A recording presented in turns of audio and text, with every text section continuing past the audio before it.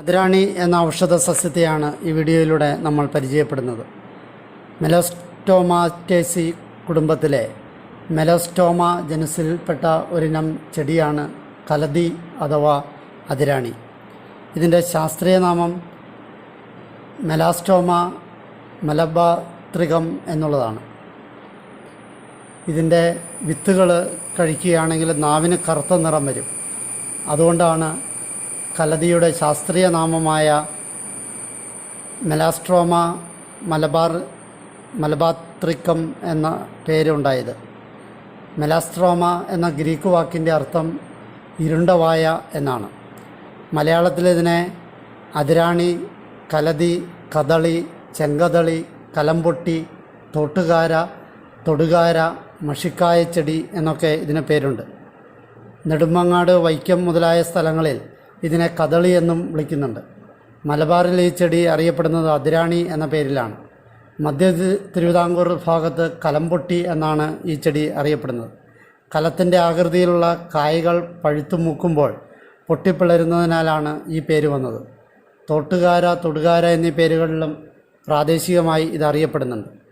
ഇംഗ്ലീഷിൽ ഇതിനെ മലബാർ മെലാസ്റ്റോം എന്നും ഇന്ത്യൻ റോഡോഡൈൻഡ്രോൺ എന്നും ഇത് അറിയപ്പെടുന്നുണ്ട്. സംസ്കൃതത്തിൽ ഇതിനെ ഖരപത്രി, ജലശാണി, തിനീശ എന്നൊക്കെയാണ് അറിയപ്പെടുന്നത്. കന്നഡ ഭാഷയിൽ ഇതിനെ അങ്കർഗൈ, നെക്കരെ, കെങ്കറിയെ എന്നൊക്കെ അറിയപ്പെടുന്നുണ്ട്. തെലുങ്ക് ഭാഷയിൽ ഇതിനെ നെക്രിസെല്യ, പാത്തു എന്നൊക്കെയാണ് അറിയപ്പെടുന്നത്. തമിഴ് ഭാഷയിൽ ഇതിനെ കടലൈ എന്നറിയപ്പെടുന്നു. കാണപ്പെടുന്ന സ്ഥലങ്ങളെ നോക്കാം. തെക്കുകിഴക്കൻ ഏഷ്യയിലും മറ്റിടങ്ങളിലും ഇത് തോട്ടങ്ങൾ, നെൽവയലുകൾ എന്നിവിടങ്ങളിൽ വളരാറുണ്ട്. കേരളത്തിലെ കിഴക്കൻ സഹ്യനിരകളിൽ സുലഭമായി കണ്ടുവരുന്നുണ്ട്. വെളിമ്പറമ്പുകളിലും സാധാരണ കാണപ്പെടുന്ന ചെടിയാണിത്. പരിസ്ഥിതി മൂല്യത്തെ നോക്കാം. ലോകത്തിലെ ഏറ്റവും വലിയ നിശാശലഭമായ നാഗശലഭത്തിൻ്റെ ലാർവയുടെ ഭക്ഷണ സസ്യങ്ങളിൽ ഒന്നാണ് ഈ ചെടി. പേഴാളൻ ചിത്രശലഭം മുട്ടയിടുന്ന ഒരു ചെടിയും ഇതാണ്. രൂപവരണം നോക്കാം. 2 മീറ്റർ വരെ ഉയരത്തിൽ ഈ സസ്യം വളരാറുണ്ട്. എല്ലാ കാലത്തും ഇതിൻ്റെ അകത്ത് പൂക്കളുണ്ടാകാറുണ്ട്. ഒരു നിത്യഹരിത കുറ്റിച്ചെടിയാണിത്. അറ്റം കൂർത്ത ദീർഘവൃത്താകൃതിയിലുള്ള ഇലകളാണ് ഇവയുടേത്. ഇലകൾ ദീർഘവൃത്താകാരം മുതൽ കുന്താകാരം വരെ കാണപ്പെടാറുണ്ട്. ഇവ സമൂഹമായി വിന്യസിച്ചിരിക്കുന്നു. തണ്ടുകൾ രോമിലമാണ്. 5 ഇതളുകളുള്ള വയലറ്റ് പൂക്കളാണ് കദളിക്കുള്ളത്. ഏകദേശം 1 തുടങ്ങി 5 എണ്ണം വരെയുള്ള പൂക്കളുള്ള കൂട്ടങ്ങളായാണ് പൂക്കൾ ക്രമീകരിച്ചിട്ടുള്ളത്. കായകൾ ക്യാപ്സ്യൂൾ പോലുള്ളതാണ്. പൂവിന് താഴെയായുള്ള കലതിപ്പഴത്തിലാണ് ഈ ചെടിയുടെ വിത്തുകളുള്ളത്.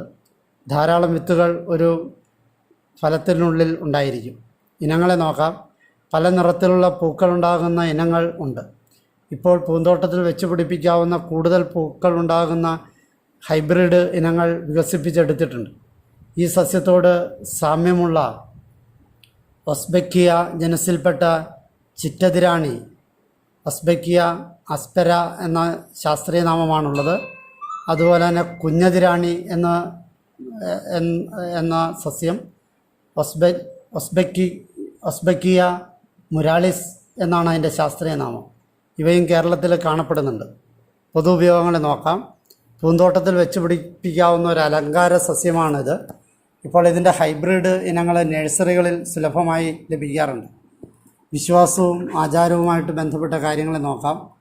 ഇത് വളരുന്ന സ്ഥലത്ത് ഭൂഗർഭജലം ധാരാളം ഉണ്ടാകും എന്നാണ് പൊതുവെയുള്ള വിശ്വാസം. രാസഘടകങ്ങളെ നോക്കാം. തൊലിയിൽ എലാജിക് ആസിഡും അന്തോസയാനിനും, പഴങ്ങളിൽ ആന്തോസയാനിനും, വേരുകളിൽ സിറ്റാസ്റ്റെറോളും, മെലാസ്റ്റോമിക് ആസിഡും, ടെർപ്പനോയിഡും, ഇലകളിലും പൂക്കളിലും ഉർസോളിക് ആസിഡ്, ഹൈഡ്രോക്സിബെൻസോയിക് ആസിഡ്, ഗാലിക് ആസിഡ്, കെംഫറോൾ എന്നിവയും മറ്റ് പല ഘടകങ്ങളും റിപ്പോർട്ട് ചെയ്യപ്പെട്ടിട്ടുണ്ട്. ഔഷധ മൂല്യത്തെ നോക്കാം. ആയുർവേദത്തിൽ ഈ സസ്യം ഉപയോഗിച്ചുള്ള ചികിത്സകൾ അത്ര പ്രസിദ്ധങ്ങളല്ലെങ്കിലും നാട്ടുമരുന്നുകളിൽ ഇത് ധാരാളം ഉപയോഗിക്കപ്പെടുന്നുണ്ട്. മലയ, ഇന്ത്യ, ഇന്തോനേഷ്യ എന്നിവിടങ്ങളിലെ നാടോടി മരുന്നുകളിൽ വയറിളക്കം, അതിസാരം, ലുക്കോറിയ, ഹെമറോയിഡുകൾ, മുറിവുകൾ, അണുബാധ, പല്ലുവേദന, വയറുവേദന തുടങ്ങിയവയ്ക്കെല്ലാം ഈ സസ്യം ഉപയോഗിക്കാറുണ്ട്. പരമ്പരാഗത ചൈനീസ് മെഡിസിനിൽ വയറിളക്കം ചികിത്സിക്കുന്നതിനുള്ള ഗുളികകളിൽ ഈ സസ്യം പ്രയോജനപ്പെടുത്തുന്നുണ്ട്. 2011 മലേഷ്യൻ യൂണിവേഴ്സിറ്റിയിൽ നടന്ന റിസർച്ചിൽ anti bacterial, antiviral, anti parasitic, anti oxidant, anti diarrhoea, wound healing, anti ulcer, anti venom, anti inflammatory, anti pyretic എന്നീ ഗുണങ്ങൾ തെളിയിക്കപ്പെട്ടിട്ടുണ്ട്. ഔഷധ പ്രയോഗങ്ങളെ നോക്കാം. ഉറുമ്പ് മുതലായ ക്ഷുദ്രജീവികൾ കടിച്ചതുകൊണ്ടോ പിടിക്കാത്ത ആഹാരം മൂലമോ മറ്ററിയാത്ത കാരണങ്ങളാലോ ശരീരം മുഴുവൻ വേദനയും ചൊറിച്ചിലും തടിപ്പും ഉണ്ടായാൽ ചെറുകടലാടി 2 പിടി, വെൺമുരിക്കിൻ്റെ ഇല 1 പിടി, അതിരാണി വേരൊഴിവാക്കി 1 പിടി എന്നിവയിട്ട് തിളപ്പിച്ച വെള്ളത്തിൽ കുളിക്കുക വേദനയെ ശമിക്കുന്നതാണ്. 2. അതിരാണിയുടെ പൂവ് പറിച്ച് പഞ്ചസാരയോ തെങ്ങിൻ ചക്കരയോ ചേർത്ത് സിറപ്പുണ്ടാക്കി കഴിച്ചാൽ എത്ര മാരകമായ പൈൽസും വേരിക്കോസും സുഖപ്പെടുന്നതാണ്. അതിരാണിയുടെ കുറച്ച് പൂവ് പറിച്ചെടുത്ത് അനുയോജ്യമായ അളവിൽ വെള്ളം എടുത്ത് രണ്ടും ചേർത്ത് ചൂടാക്കി കുറുക്കി പിഴിഞ്ഞ് അരിച്ചെടുത്ത് വേണ്ടത്ര പഞ്ചസാര ചേർത്ത് വറ്റിച്ച് ആ സിറപ്പ് ദിവസവും 2 നേരം ഓരോ ടീസ്പൂൺ കഴിച്ചാൽ എത്ര കൂടിയ പൈൽസും ദിവസങ്ങൾക്കുള്ളിൽ മാറിക്കിട്ടും. പ്രമേഹമുള്ളവർ പഞ്ചസാരയ്ക്ക് പകരം തെങ്ങിൻ ചക്കര ഉപയോഗിക്കുന്നതാണ് നല്ലത്. 4. അതിരാണിയുടെ ഇല ചതച്ച് മുറിവിൽ പുരട്ടിയാൽ രക്തധാര നിലയ്ക്കും. ഒരു മികച്ച ആൻറ്റിസെപ്റ്റിക് കൂടിയാണ് ഇത്. മുറിവുണക്കുക കൂടി ചെയ്യും. 5. വസൂരി മൂലം ഉണ്ടാകുന്ന പാടുകൾ ഇല്ലാതെയാക്കാനും അതിരാണിയുടെ ഇല ചതച്ച് ഇടുന്നത് നല്ലതാണ്. 6. അതിരാണിയുടെ ഇളം ഇലകൾ ഭക്ഷിക്കുന്നത് അതിസാരം, പൈൽസ് എന്നിവയിൽ നല്ലതാണ്. 7. അതിരാണിയുടെ പൂവ്, വിത്ത്, ഇല എന്നിവ ചതച്ച് ഭക്ഷിച്ചാൽ വെള്ളപ്പോക്കിന് വളരെ നല്ലതാണ്. 8. അതിരാണിയുടെ ഇലയും വേരും അല്ലെങ്കിൽ വേര് മാത്രമായോ കഷായം വെച്ച് പ്രസവാനന്തരം ഗർഭിണികൾക്ക് നൽകിയാൽ ഗർഭാശയ പേശികൾക്ക് ബലം ലഭിക്കുന്നതാണ്. 9. അതിരാണിയുടെ ഇലയും പൂവും ചതച്ച് സ്വരസം പുരട്ടുന്നത് ത്വക്ക് രോഗങ്ങൾക്ക് നല്ലതാണ്. 10. അതിരാണി സമൂലം അരച്ച് ഭക്ഷിക്കുന്നത് ആർത്തവ പ്രശ്നങ്ങൾക്കും ആർത്തവകാലത്തെ വേദനയ്ക്കും ആർത്തവം നിലച്ചു കഴിഞ്ഞുള്ള രോഗങ്ങൾക്കും വെള്ളപ്പോക്കിനും വാജീകരണത്തിനും നല്ലതാണ്. കലയും സാഹിത്യവുമായിട്ട് ബന്ധപ്പെട്ട കാര്യങ്ങളെ നോക്കാം. പൊറ്റക്കാടിൻ്റെ ഒരു ദേശത്തിൻ്റെ കഥയിലെ നായകൻ ശ്രീധരൻ അതിരാണിപ്പാടത്തുകാരനാണ്.